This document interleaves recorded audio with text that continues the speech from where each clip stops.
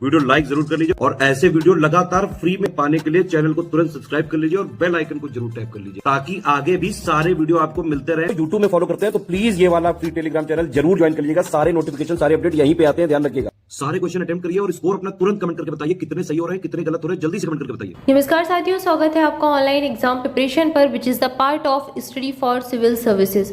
दोस्तों UP triple SC PT 2022 का exam अक्टूबर में है और इसके लिए रिवीजन सीरीज चल रही है, तो इसको देखना बिल्कुल ना भूलें। प्लेलिस्ट बना दी गई है ऑनलाइन एग्जाम प्रिपरेशन पर, इसको फॉलो कर लें।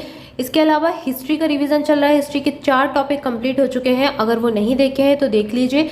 और फ्री टेलीग्राम चैनल जरूर ज्वाइन कर लें, यहाँ पर डेली फ्री क्विज लगवाए जाते हैं जो कि एग्जाम ओरिएंटेड है, एग्जाम के पैटर्न की तरह है जैसा कि आपका ऑफिशियल एग्जाम आएगा सेम एज इट इज़ वैसे ही डेली 50 क्विज लगवाए जाते हैं। आपके पेपर में 100 प्रश्न पूछे जाएंगे और आपको प्रैक्टिस के लिए डेली 50 प्रश्न मिल रहे हैं, इससे अच्छा क्या है। तो आप जरूर से इसको ज्वाइन कर लें, आपकी तैयारी को बहुत बेहतर करेंगे। आज देखेंगे सिक्कों से संबंधित महत्वपूर्ण तथ्य। ये हमारे पेड बैच की PDF है, उसे मैं रिकॉर्ड कर रही हूँ और ये इंपॉर्टेंट टॉपिक है क्योंकि सिक्कों से संबंधित प्रश्न पूछ लिए जाते हैं और इनका कलेक्शन, सारे फैक्ट जितने भी तथ्य हैं सबका कलेक्शन एक साथ है। तो इसको एक बार देख लेते हैं कि कब कौन सा सिक्का चलाया गया था, किसके समय में, किस राजा के समय कौन से सिक्के चले और उन पर किन का अंकन था। तो चलिए स्टार्ट करते हैं। देखेंगे पहला तथ्य है कौड़ियाँ। फायान के अनुसार भारत में क्रय विक्रय के लिए कौड़ियों का प्रयोग होता था। फायान एक चीनी यात्री था जो कि चंद्रगुप्त द्वितीय के शासनकाल में भारत आया था और लगभग 14 वर्षों तक ये भारत में रहा और विचरण किया भारत में तथा भारत के बारे में जानकारियां दी। तो फायान ने कहा कि क्रय विक्रय के लिए कौड़ियों का प्रयोग होता था भारत में। संपूर्ण प्राचीन और मध्यकाल में कौड़ियों का एकमात्र स्रोत मालदीव था। इस तरह की कौड़ियों की प्राप्ति सोहेपुर उड़ीसा और भौंद्री और बहुंद्री गांव लखनऊ से होती थी। नारद स्मृति और पतंज महाभाष्य में दीनार का उल्लेख मिलता है। तो कौड़ियों का उल्लेख फायान ने किया। इसके अलावा दीनार का उल्लेख मिलता है नारद स्मृति और पतंज महाभाष्य में। संपूर्ण प्राचीन काल और मध्यकाल में कौड़ियों का प्रयोग होता था। इसके बाद सूर्यसेन शासकों के सिक्कों पर लक्ष्मी का अंकन मिलता है। प्रतिहार शासक मिहिर भोज ने आदि वराह प्रकार के सिक्कों पर बछड़े को दूध पिलाती हुई गाय और बराह अवतार का अंकन किया है।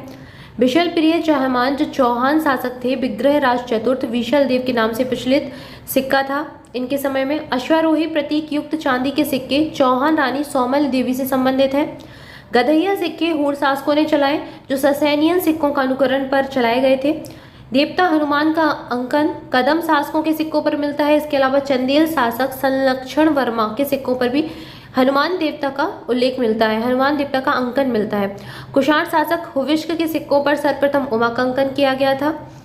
इसके बाद अगला तथ्य है बुद्ध और शिव का अंकन कनिष्क और हुविष्क दोनों प्रकार की मुद्राओं में मिलता है। कुमार गुप्त के सिक्कों पर मयूर की आकृति मिलती है और स्कंद गुप्त के सिक्कों पर लक्ष्मी का अंकन मिलता है। बंगाल में चांदी के हरिकेल सिक्के चलते थे। रजत शतमान का प्राचीनतम उल्लेख मैत्रेयणी संहिता में प्राप्त होता है। कर्षार्पण का पहला उल्लेख संविधान ब्राह्मण में हुआ। नागनिका के नाना घाट अभिलेख तथा नहपान के नासिक अभिलेख में कर्षार्पण सिक्कों का उल्लेख मिलता है। कर्षार्पण एक प्रकार का सिक्का था जिसका उल्लेख सबसे पहले ब्राह्मण में हुआ, संविधान ब्राह्मण में। इसके अलावा अभिलेख थे जहां पर इसका उल्लेख मिलता है। अगला तथ्य है सर्वप्रथम हिंद यवन शासकों ने स्वर्ण सिक्का जारी किया। गुप्त शासकों ने सबसे पहले स्वर्ण सिक्का चलाने का श्रेय चंद्रगुप्त प्रथम को जाता है और सबसे पहले यवनों ने स्वर्ण का सिक्का चलाया था। अगला तथ्य है गुप्त शासन के पतन के बाद कलचुरी शासक गांगे देव विक्रमादित्य ने स्वर्ण की मुद्राएं चलाई। तो अगर गुप्त शासकों में पूछे तो सबसे पहले जो स्वर्ण का सिक्का गुप्त शासकों में चलाया वो चंद्रगुप्त प्रथम ने चलाया। इसके अलावा कलचुरी शासक गांगे देव विक्रमादित्य ने भी स्वर्ण मुद्राएं चलाई। आहत सिक्के की सबसे बड़ी निधि अमरावती से मिली है। हिंद यवनों ने मुद्रा बनाने की नई विधि डाई स्टाइकिंग और सर्वप्रथम ठप्पों से अंकित सिक्के चलाए थे।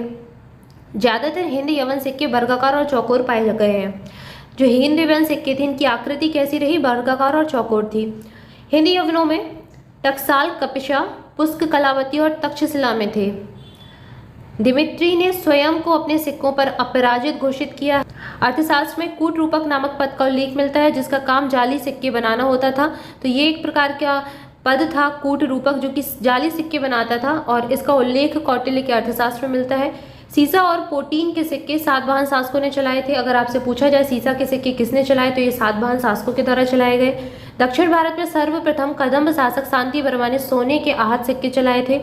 चंद्रगुप्त के ब्याग शैली के चांदी के सिक्के सिर्फ पश्चिमी भारत में प्रचलित थे। चोल शासकों के सिक्कों पर बाघ का चिन्ह का अंकन मिलता है। ललितादित्य मुक्तापीठ के सिक्कों का ढेर उत्तर प्रदेश के बांदा जिले से मिला है।